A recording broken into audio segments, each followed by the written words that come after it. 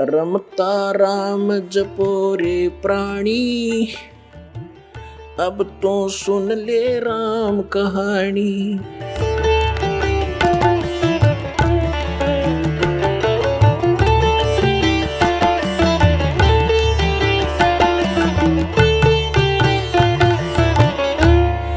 परमात्मा को पहचानना सबसे पहला काम है अपना, क्योंकि आज तक हमने डेफिनेशन ऑफ गॉड का ही नहीं पता। परमात्मा की, प्रभु की परिभाषा से परिचित नहीं। कोई कहता भगवान निराकार है, कोई कहता भगवान श्री कृष्ण है, श्री राम है, ब्रह्मा जी, श्री विष्णु जी, श्री ब्रह्मा जी, श्री शिव जी यही भगवान है। फिर हनुमान जी भगवान है, फिर गणेश जी भगवान है। उसके बाद ये मंडी मसाने जो हमने आप बना रखे हैं ये भी भगवान बना लिए। देखो परमात्मा की परिभाषा क्या है। परमात्मा की व्यवस्था ऐसी है जैसे यहाँ आप देखते हो अधिकारी हैं, कर्मचारी हैं, अधिकारी हैं, और फिर मंत्री, मुख्यमंत्री, प्रधानमंत्री हैं, ये सभी साहब कहलाते हैं। जैसे कोई डिप्टी कमिश्नर साहब, कमिश्नर साहब, मंत्री साहब, मुख्यमंत्री साहब, प्रधानमंत्री साहब, राष्ट्रपति साहब, तो ये सभी साहब हैं। साहब माने मालिक हैं, भगवान हैं, प्रभु हैं। अपने अपने सत्र के, अपने अपने क्षेत्र के, अपनी जुरिडिक्शन में ये इतने इतने साहब सारे ही हैं। लेकिन रियल साहब कौन है? रियल साहब, रियल मालिक देश का राष्ट्रपति होता है। इसी प्रकार हमने इस परमात्मा की परिभाषा को समझना है। जितने ये देव हैं, गणेश जी हैं, ब्रह्मा विष्णु महेश जी हैं, और माता हैं, दुर्गाएं हैं, देवियां हैं, ये सभी साहब हैं, ये ईश्वरीय शक्ति प्राप्त हैं, लेकिन इनकी सीमा है, जुरिडिक्शन है।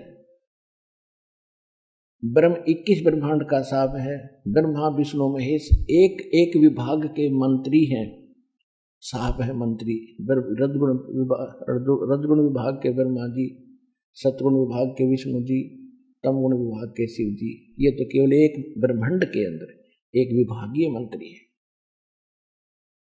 और इनका पिता जो ब्रह्म है, जहां से बात शुरू हुई थी कि ब्रह्म सरपुरुष, ये भी अपने आप को भगवान कहता है। ये केवल 21 ब्रह्मांड का प्रभु है, स्वामी है, ब्रह्म है।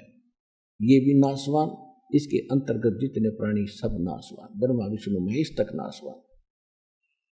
उसके बाद ब्रह्म से आगे परब्रह्म, परब्रह्म माने नेक्स्ट गॉड है, अगला स्वामी। इसको अक्षर पुरुष भी कहते हैं। ये 7 संख ब्रह्मांड का प्रभु है, स्वामी है, साहिब है। इसके ऊपर है फिर पूर्ण ब्रह्म, परम अक्षर ब्रह्म यानी सत्य साहिब। वो असंख्य ब्रह्मांड का प्रभु है, असंख्य ब्रह्मांड का मालिक है, इंक्लूडिंग अक्षर पुरुष एंड सर पुरुष। इन सब के ऊपर मालिक है। वो ही वास्तव में पुरुषोत्तम है। उसी को वास्तव में परमात्मा कहा जाता है। श्रीमद् भगवत गीता अध्याय नंबर 15 के श्लोक 16 और 17 में 3 पुरुष स्पष्ट बताए। सरपुरुष ये 21 ब्रह्मांड का स्वामी, ये ब्रह्म काल है। 7 संख ब्रह्मांड का स्वामी है, वो अक्षर पुरुष है, जिसको परब्रह्म भी कहते हैं। ये दोनों के, इन दोनों के जितने भी प्राणी हैं, इनके अंतर्गत सब नासवान है, और ये स्वयं भी नासवान है। गीता अध्याय नंबर 15 के श्लोक 17 में कहा कि उत्तम पुरुषत्व अन्य परमात्मा इति उदाहरते है, ये लोग धर्म अविश्य विवर्ती अवेश्वर है।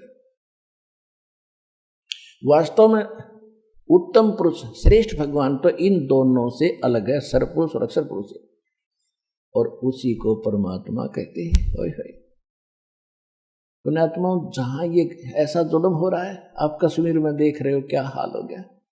जिन कोठियों के चिपके बैठे थे, उनकी छात पर बैठ कर जीवन रक्षा मांग रहे हैं, और उनको उठाकर बाहर निकाला जा रहा है। झांकते भी नहीं उन कोठियों की तरफ, केवल अपनी जान दिखाई देती है, कहीं 2 टूक मिल जाए।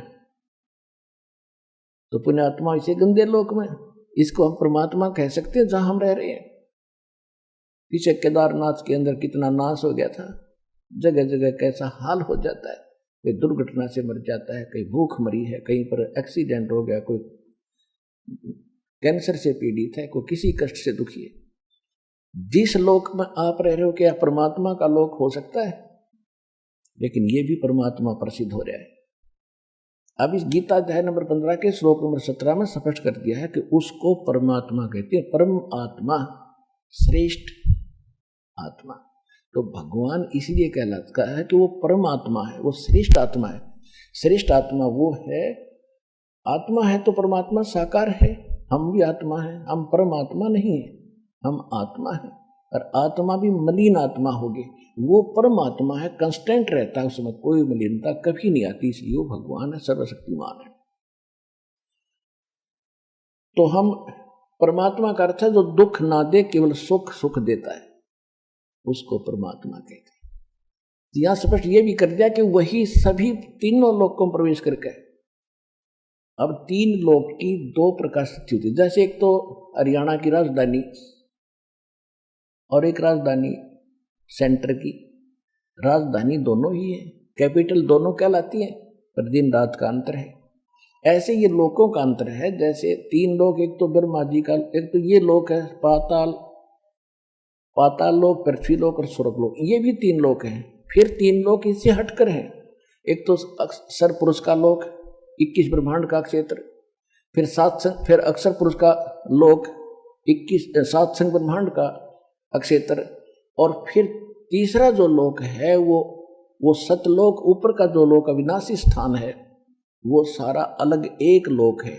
उसके विभाग भले ही 3-4 हैं आपस, लेकिन ये तीन लोक ऐसे बनते हैं। जब यहाँ हम ज्ञान सुनाते हैं तो ये तीन लोक अलग होते हैं। तीन लोक का राज है ब्रह्मा विष्णु महेश, ऊंचा धाम कबीर का वाणी ग्रह विदेश। तो जब यहाँ तीन लोक की बात की है तो पृथ्वी, स्वर्ग और पाताल तक सीमा है। और जब यहाँ कह रहा है कि तीन लोकों में प्रवेश करके वही सबका धारण पोषण करता, अब तीन लोक ये ऐसे बन गए, एक 21 ब्रह्मांड का क्षेत्र ब्रह्म का, और 7 संग ब्रह्मांड का क्षेत्र ये परब्रह्म यानी अक्षर पुरुष का, और फिर ऊपर के जो चारों लोक हैं, सतलोक, अलखलोक, अगम लोक और अनामी अकय लोक, ये 4 लोक हैं। वो लोक फिर एक है चारों को मिलकर, और ये 2 लोक ये न्यारे। इस प्रकार ये 3 लोक हैं, क्योंकि अध्यात्म मार्ग का इस पृथ्वी पर इस दास के अतिरिक्त वर्तमान में किसी को पता नहीं, एक कैख भी पता नहीं है। यदि दया हुई दाता की,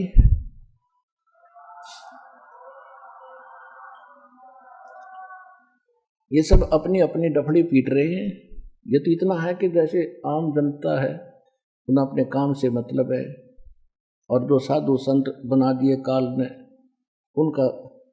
उनकी मजबूरी है सदग्रंथों को पढ़कर उनको बेवकूफ़ बनाने की। तो उन्हें जैसी अटपटका दी, श्रद्धालु को क्या पता, ये टीचर विद्यार्थी को क्या पता, टीचर 2 दूना 6 गलत पढ़ा रहा है, वो तो 2 दूना 6 2 दूना 6 कल सुनाना है, 2 दूना 6 2 दूना 6 हट कर दिया, 2 दूना 6 ही हो गया। अब 2 दूना 4 बताते हैं तो दस्ती नहीं उनका, क्योंकि 1000 वर्ष से ये सुन रहा है 2 दूना 6, लेकिन 2 दूना 4 तो 4 ही रहेगा, कभी ना कभी स्वीकार भी होगा। तो कबीर भगवान है, कबीर परमात्मा है, ये ब्रह्मा विष्णु महेश 2 दूना 6 पढ़ रखा तुम, जो भगवान नहीं है। ये 2 दूना 6 नहीं, 2 दूना 4 कबीर साहब है। तो कहने का भाव ये है, पुण्यात्माओं, ज्ञान से ही ज्ञान होता है। ज्ञान हमें पता मिला नहीं, सतगुरु हमें मिले नहीं, सत्संग हमें सुनने को प्राप्त नहीं हुआ, तो अज्ञान की गठड़ी बांध कर आराम से ढोए फिर रहे थे, लद्दे फिरते थे उस पर। अब वो पटकनी उठा के अब ये धरनी भगवान वाली आपके ऊपर, ये आपको सदा सुखी करेगी। परमात्मा को सबसे पहले हमने परमात्मा को पहचानना है, और जब तक हमें ज्ञान नहीं होगा तो हम कैसे आगे बढ़ेंगे। तो यह सिद्ध हो गया कि परमात्मा की परिभाषा या इतनी बन गई, 2 अक्षरों में आसानी से समझ में आ गया आपके। 10 मिनट का सत्संग है, ज्ञान समझने को चाहता हो समझना, इतनी सी बात है। सदग्रंथ आपके पास है, अध्याय श्लोक दास बता रहा है और दिखा भी रहा है समय समय पर, तो जल्दी समझो, जितना देर करोगे पछताओगे। अब हम आगे बढ़ते हैं। अब परमात्मा की जो परिभाषा है, ये इतनी सी है। तो अब हमने इन सदग्रंथों से पहचानना है कि कौन है वो समर्थ, वो परम अक्षर ब्रह्म कौन है, वो कहां से प्रमाणित होगा? हमारे सदग्रंथों से भी होगा, और जो सदग्रंथ बता रहे हैं और साथ में आंखों देखा महापुरुष बता रहे हैं जिनको भगवान मिले हैं, और दोनों की एक जैसी व्याख्या है, तो he is God, he is complete God, he is supreme God, वही है वो पूर्ण परमात्मा, वही है वास्तविक भगवान।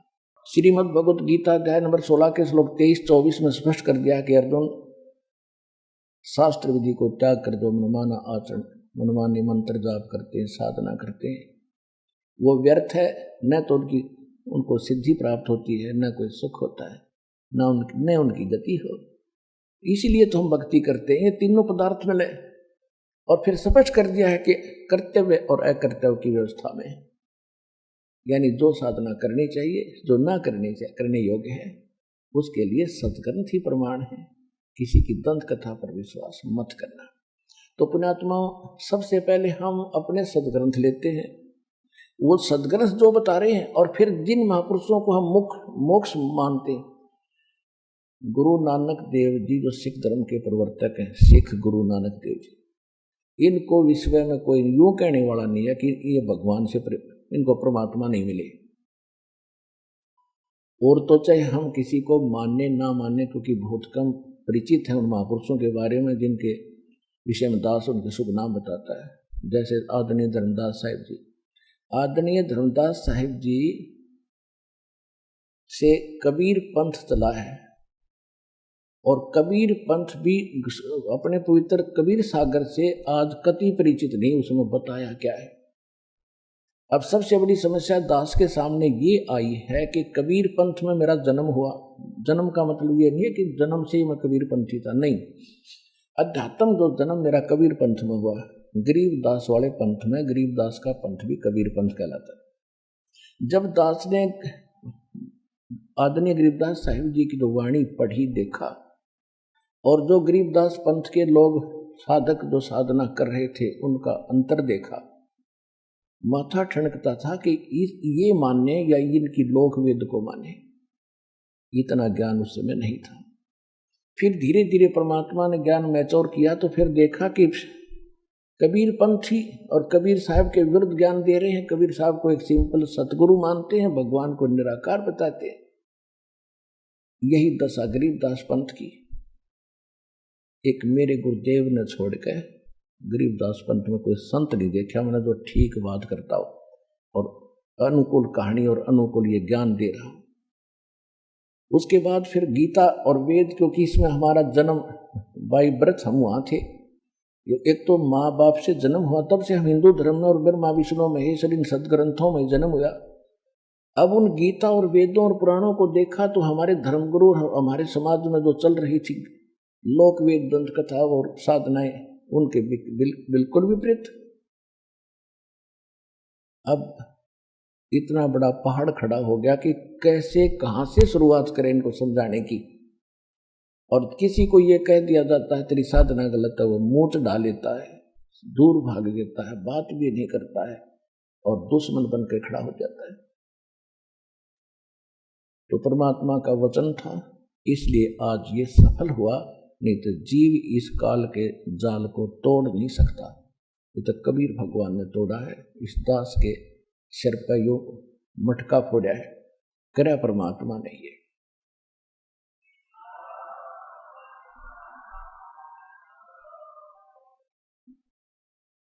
अब परमात्मा की थोड़ी सी पहचान बताएंगे, क्योंकि परमात्मा को जानने के लिए तो ऋषियों ने सारे जीवन भी लगा दिया, तो भी ना समझ में आया उनके। उसका कारण क्या था?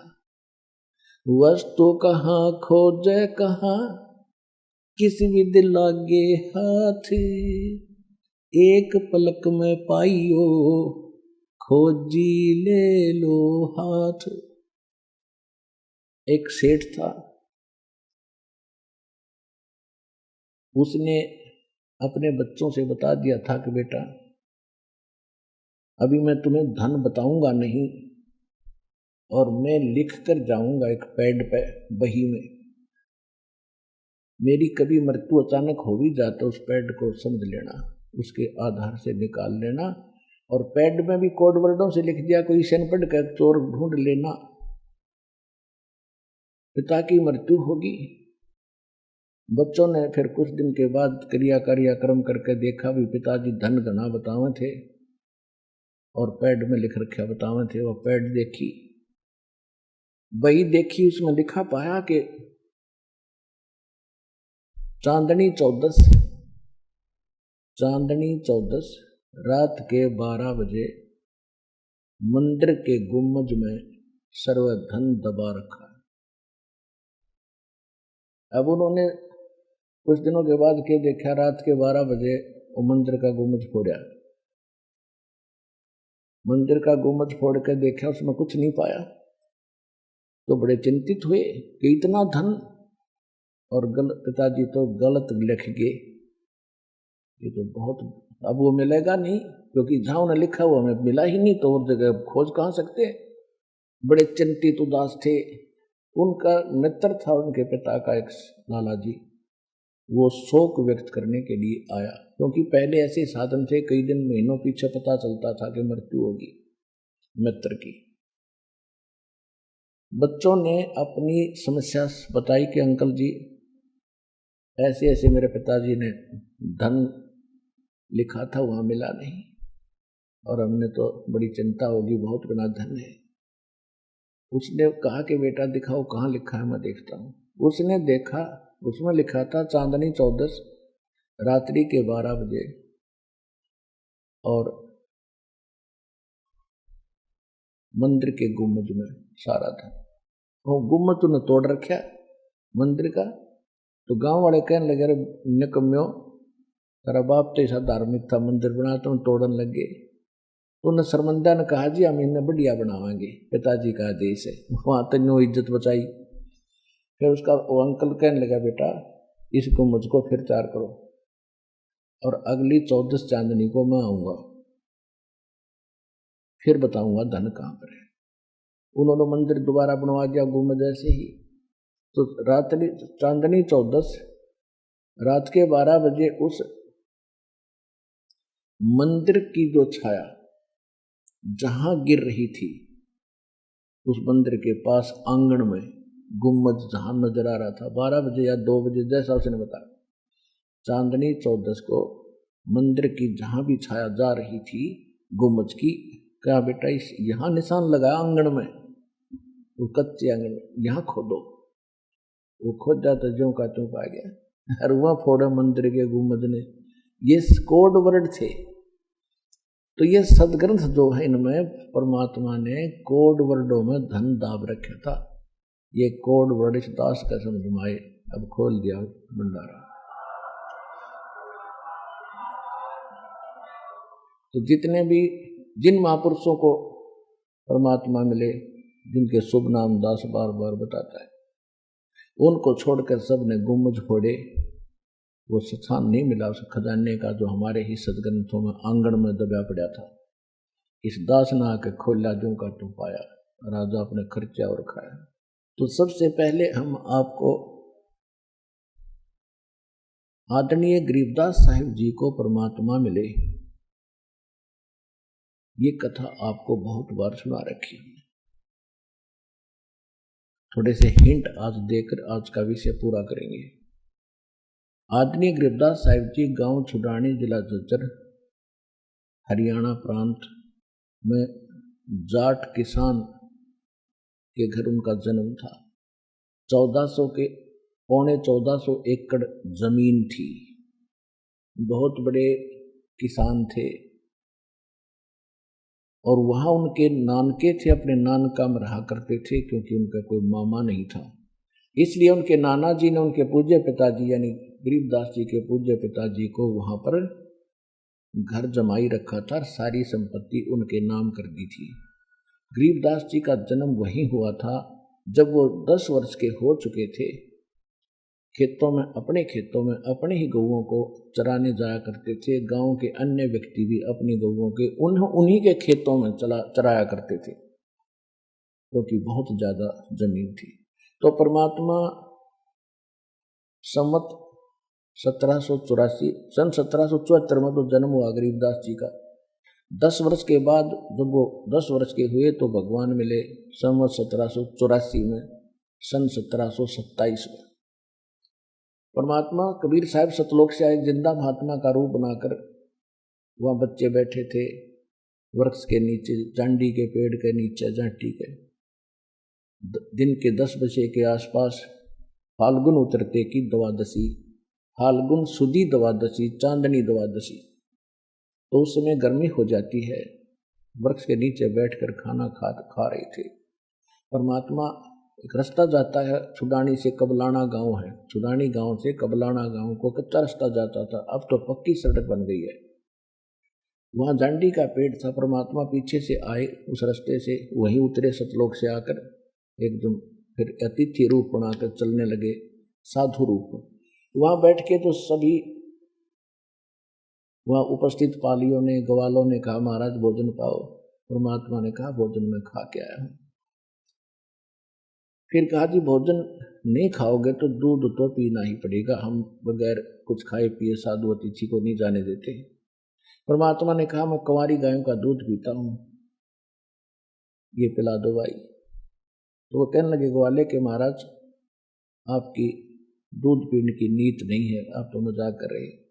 तो गरीबदास जी एक छोटी सी बछिया को लाए पकड़कर, जिसने दूध पीना छोड़ रखा था और अभी उसको बैल ने टच नहीं किया था, यानी कंवारी, अंडरस्टूड है, कुंवारी शब्द पर्याप्त है, उसको लेकर आए। परमात्मा ने कहा, गरीबदास जी कहने लगे महाराज इसका बच्चा भी नहीं है, दूध कैसे देगी। कबीर परमात्मा ने कहा जिंदा महात्मा के रूप में बेटा कोई साफ पात्र लाओ दूध निकालने का। एक मिट्टी का बरोला सा था, छोटा सा मटका। गरीबदास जी को कहा कि इसके नीचे रख के बैठ के रख। वो पकड़ के बैठ गया बछिया के नीचे, सतनों के नीचे। परमात्मा ने ऊपर से आशीर्वाद भरा हाथ रखा, लंबे लंबे सतन हो गए और दूध की धार चल गई। वो पात्र भरने के बाद रुक गई। परमात्मा ने किया। गरीबदास जी ने परमेश्वर को दिया, ले महाराज पी लो। आप तो कमाल कर दिया आपने तो। थोड़ा सा मालिक ने पिया, फिर कहा बेटा पी लो, ये दूध अमृत है, ये सतलोक से आया है, यहाँ का नहीं है। लेकिन जो बड़ी उम्र के एज्ड जो पाली थे, ग्वाले थे, वो कहने लगे हम नहीं पीवे, ये तो कुंवारी गाय का दूध निकाल दिया जादू जंतर से, पाप का दूध है, हम नहीं पिएंगे, उठकर चले गए। गरीबदास जी कहने लगे महाराज मुझ दास को दो, आपका कब कब मिले ये अमृत। क्योंकि कहते हैं होनहार के पूत के, कहते पालने में ही पैर नजर आ जाते हैं। तो बचपन से ही उसके अंदर ये प्रेरणा थी। परमात्मा ने कहा बेटा ले अमृत पी, भक्ति कराया कर। काफी ज्ञान दिया तो उन्हें प्रेरणा हुई, तो मंत्र प्रथम दिया 5 नाम का। फिर प्रेरणा हुई कि आपको सतलोक तक को दिखाओ दाता, एक बार विश्वास दृढ़ हो। सतलोक लेकर गए, फिर वापस छोड़ा।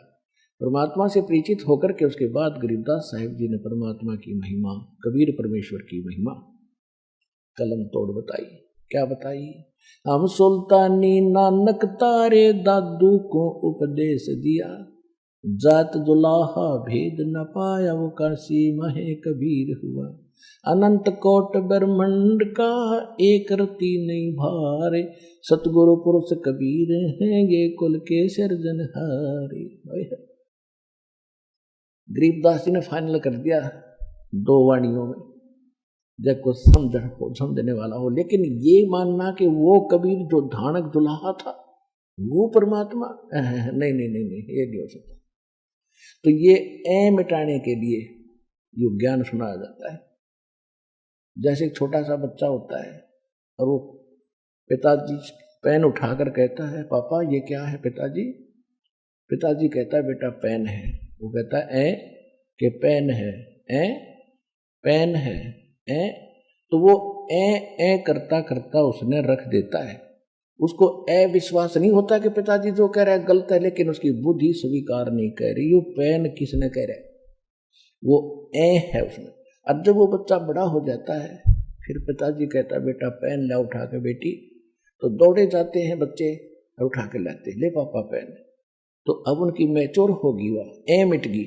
तो अभी इस संसार का ए है, कबीर साहब भगवान ए, तो ये अभी आप में भी ए है, क्योंकि पहली बार जो आता वो एकदम थोड़ा ही भगत बन गया, लेकिन जो दास के बच्चे हो गए, नाम ले लिया, दीक्षित हो गए बेटा बेटी, तो उनको अविश्वास नहीं है दास की बातों पर, लेकिन ए अभी भी है, तो वह ए मिटाने के लिए ये सत्संग सुनाया जाता है।